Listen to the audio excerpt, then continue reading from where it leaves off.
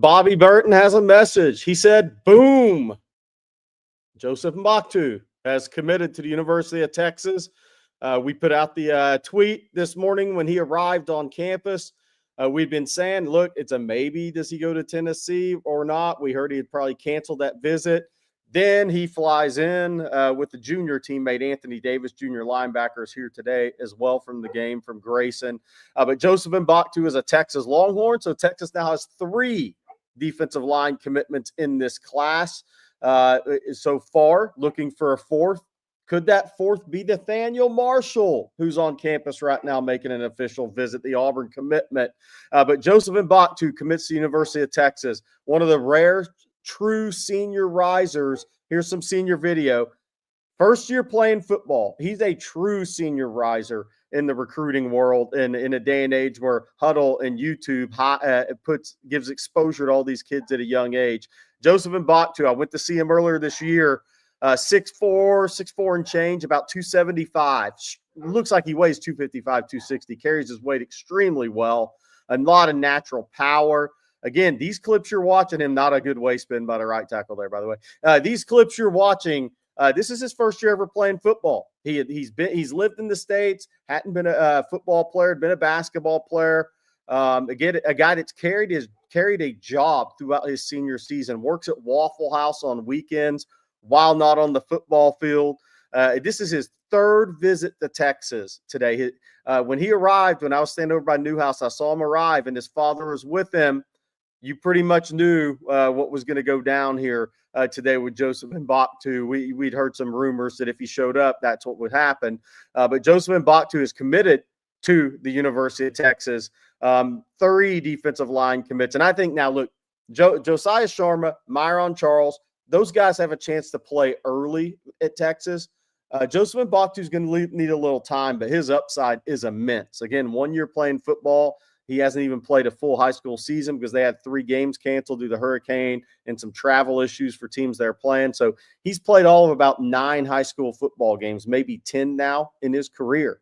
So he's going to need a little time, but this guy has a ton of upside, 80-inch wingspan, 10.5-inch hands, really strong, powerful kid, naturally point of attack. You put him in a college weight program, and he's just going to blow up. He picked Texas over what came down to Texas, Florida.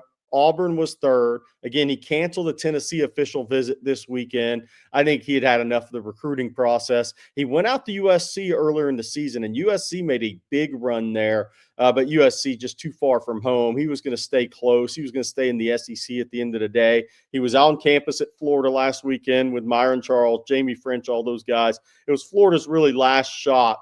Somebody said, Joe said, works at Waffle House as a bouncer. But Derek Weiser, hello, everybody. But again, he commits to Texas over Florida, Auburn, Tennessee, USC. Huge commitment. This is a big win for Kenny Baker. Now, Kenny Baker, for those that don't know, I can talk about it a little more now. He's committed. Kenny Baker, one of his best buds in life, is the defensive coordinator at Grayson High School. So when I went over to Grayson earlier this year, they were like, oh, yeah, we know Kenny Baker well. And I was like, how well? I knew Kenny was from Georgia, and I knew he recruited the state before going to the Dolphins. He said, oh, no, somebody pointed and said the guy over there is one of his best friends. It was the defensive coordinator at Grayson. So Texas had a really strong connection there, strong in at Grayson, but they still had to go do the work because this is a kid that was committed to Florida. It was his first big offer, and SEC schools were starting to come at him, and everybody was offering. And so, again, huge pickup for Texas, 3 defensive line commits now, and this is a class that you can really build off of, and it'll be interesting to see if they add a 4th. If they add a 4th right now, things kind of have gone quiet with Chase Sims. There was a chance Chase Sims and his family were actually talking about getting back up for this game Saturday, but I think that went quiet again on Monday. There was some talk about it last week, went quiet again.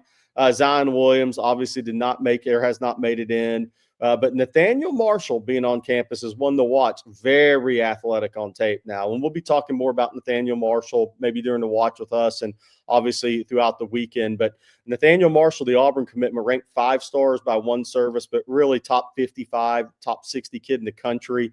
I saw him this morning get off arrive at Texas for his official visit, and he is a good-looking kid. But just this day is about Joseph Mbatchou, the third defensive line commit for the Texas Longhorns. And again, this class rank, now he's not going to be big in terms of affecting your class ranking necessarily, because he is a senior riser. He should be ranked top 150 in the country. I'm not sure he gets there. I think that's his talent level. But again, another solid 4-star in the class. Everybody that Texas has left in this class is going to be 4-star prospects or higher. So Juan Garza super chat, did Myron Charles make it in? His plane was scheduled to make it in at noon. So we'll see. I haven't got a text from the field saying they see him on the field yet, but I do expect him to be in. His flight was scheduled to get in at noon again today because he had a playoff game last night and got on a plane this morning. James Lee asked this: What are Texas' chances of Jakeem Stewart with LSU struggling? 0, from what I hear. I just don't think that's one that Texas did have some conversation with Jakeem Stewart's people, but it hasn't really moved in the right direction there. David Rawls, did you know Marshall was coming in, GH? I did not know Nathaniel Marshall was making an official visit ahead of time. You hear some things, okay, there's going to be a couple of guys maybe show up that you didn't think were going to show up, but this is not one. I'm always going to be real with you guys. Nathaniel Marshall's not one like a week ago, 2 weeks ago, was even a name on the radar. I think Texas has been making a quiet move there.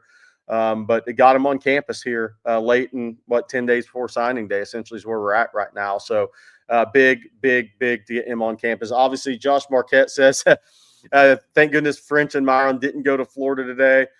French is at Texas. He is all Texas.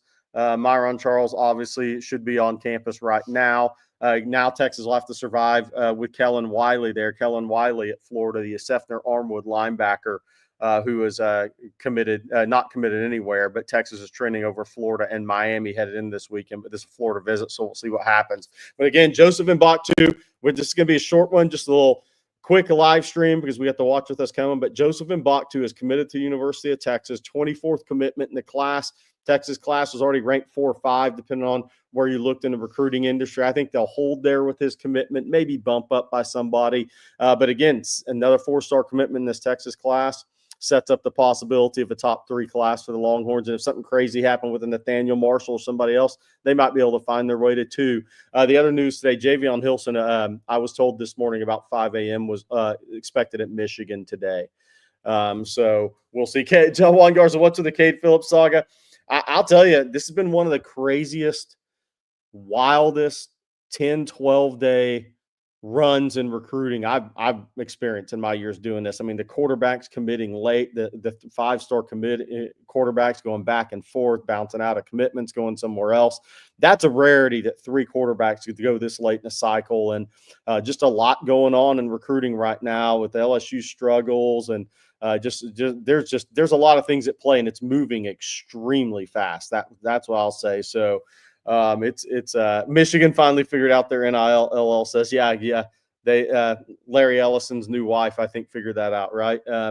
But Kim asked any new defections from LSU. We'll have to see on that. We'll have to see where that goes. I haven't heard anything of note there.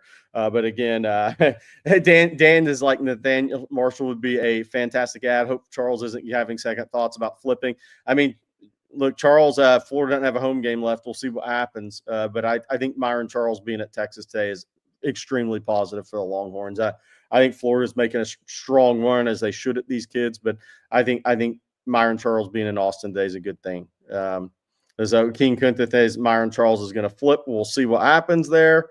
We'll see what happens long term. So with long term in the next 10 days with Myron Charles. But Myron Charles being at Texas today is pretty good for the Longhorns. But we'll see what happens. All right, guys, we just wanted to take a few minutes and congratulate for Bobby Burton and myself. We wanted to get a boom in for Joseph Mbatchou. Joseph Mbatchou commits to the University of Texas, the 3rd defensive lineman in the class for the Longhorns, and adds another big body SEC frame guy with a lot of upside. So for Bobby Burton, from Bobby Burton, he has one thing to say, Joseph. Book him.